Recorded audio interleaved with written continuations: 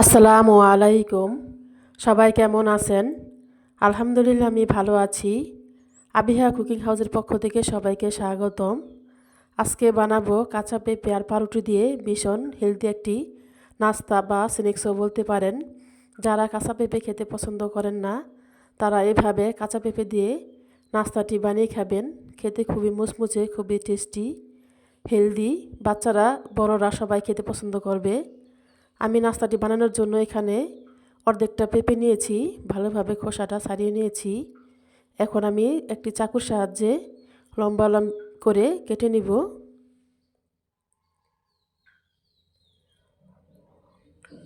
আমি 2 টুকরো এক সাইড করে রেখে একটু ছোট করে কেটে নিব। আমি মিডিয়াম সাইজের পেঁপের অর্ধেকটা নিয়েছি। আপনারা যদি নাস্তাটা আরও বেশি বানাতে চান তাহলে সবগুলো উপকরণ বাড়িয়ে নেবেন। আমার কাটা হয়ে গেছে। এখন আমি একটা প্লেটে উঠিয়ে নিচ্ছি।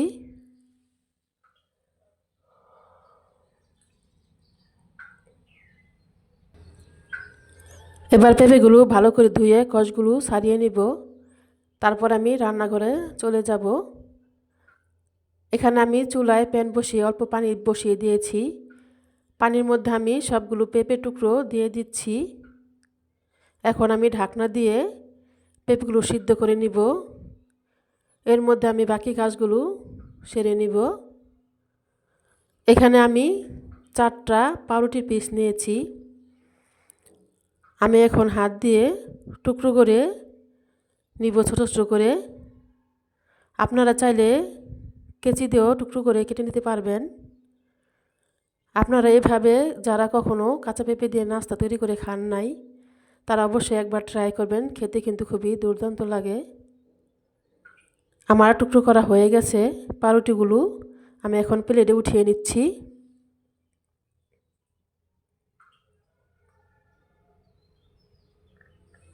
আমি এখন পাউরুটিগুলো এক সাইড করে রেখে দিব।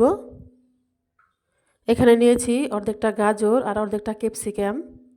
আমি এখন এক চাকুর সাহায্যে ছোট ছোট করে কুচি করে কেটে নিব।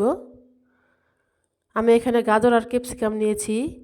আপনারা চাইলে আপনাদের পছন্দ অনুযায়ী সবজিগুলো দিয়ে এই নাস্তাটি তৈরি করে নিতে পারবেন। খেতে খুবই দুর্দান্ত, খুবই হেলদি একটি নাস্তা। দেখুন আমি কিভাবে কুচি করে নিচ্ছি। আমার গাজর ক্যাপসিকামগুলো কুচি করা হয়ে গেছে। দেখুন কতটা কুচি করে নিয়েছি। নিয়েছি পেঁয়াজ কুচি, নিয়েছি কাঁচামরিচ কুচি আর নিয়েছি ধনেপাতা কুচি। এবার দেখে নিব পেঁপেটা আমার সিদ্ধ কতটুকু হয়েছে। আমি রান্নাঘরে চলে আসলাম। আমি এবার ঢাকনাটা উঠিয়ে পেঁপেগুলো চেক করে নিব কতটুকু সিদ্ধ হয়েছে।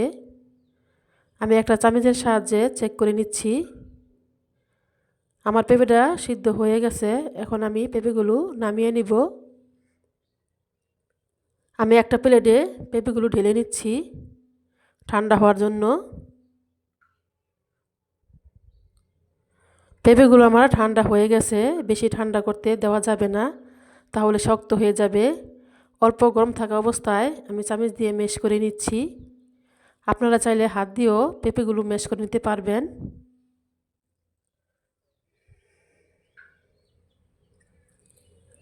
পেঁপেগুলো আমার ম্যাশ করা হয়ে গেছে। দেখতে পাচ্ছেন কতটা ম্যাশ করে নিয়েছি। এখন এর মধ্যে আমি দিয়ে দিব টুকরো করা সম্পূর্ণ পাউরুটিগুলো।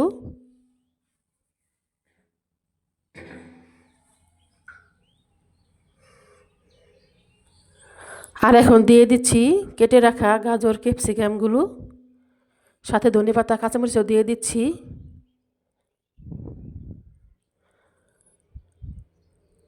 আমি এবার পেঁয়াজগুলো হাত দিয়ে ভালোভাবে ঝুরি করে দিব।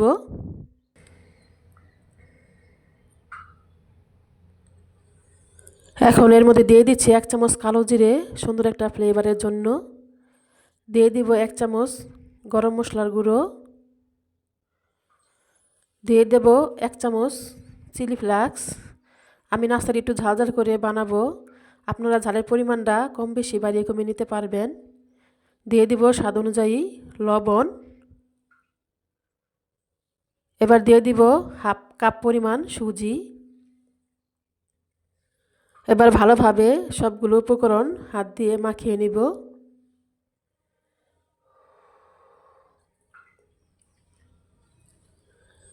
এখানে কোনো পানি ব্যবহার করতে হবে না, পেঁপেটা এমনিই নরম, এজন্য কোনো পানি দেওয়ার প্রয়োজন নেই। আস্তে আস্তে রুটিগুলো পেঁপের সাথে হাত দিয়ে চেপে চেপে মাখিয়ে নিব।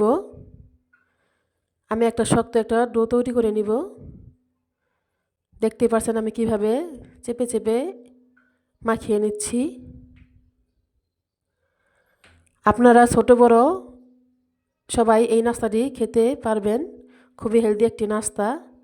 আপনারা বাসায় এভাবে বাচ্চাদের টিফিনেও বানিয়ে দিতে পারবেন এই নাস্তাটি।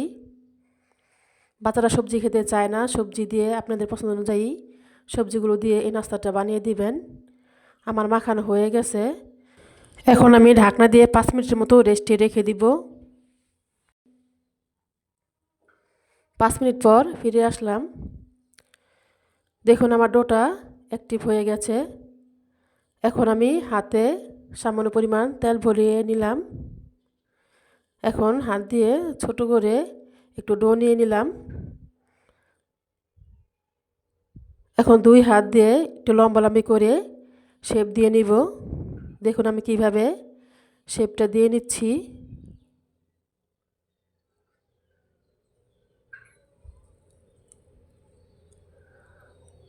আমার রেডি হয়ে গেল একটি নাস্তা।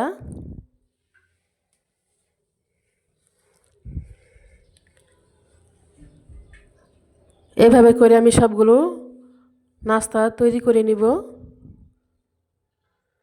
খুব সহজে নাস্তাটি তৈরি করে নেওয়া যায় অল্প সময়ে, অল্প উপকরণ দিয়ে।